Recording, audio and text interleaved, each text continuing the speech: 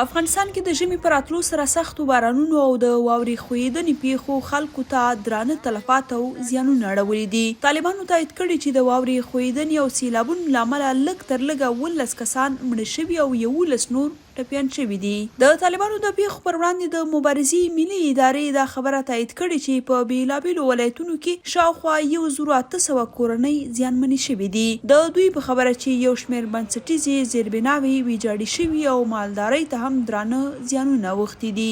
تېرو درو ورځو کې د هیواد په اکثره ولایتونو کې بارانونه او واورې ورېدلې دي او سیلابونه هم راوتلي دي.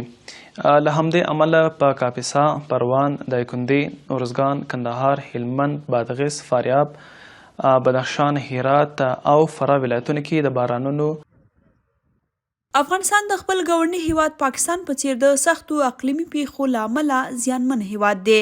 په ځانګړي ډول له موسمي بارانونو او سیلابونو وروسته په دغه هیواد کې د 16 لسیزو جګړو، کمزورو زیربناوو، د ځنګلونو له منځه تلو او د اقلیمي بدلونونو د اغیزو زیاتوالي د دې ډول طبیعي پیښو پایلې لا پسې ناوړه کړي دي. په دا ډول پیښو کې لرې پرتې سیمې ځکه ډېرې زیانمنې وي چې ډېری کورونه له خټو جوړ دي او د سختو بارانونو پر وړاندې نږدې هیڅ مقاومت نه لري.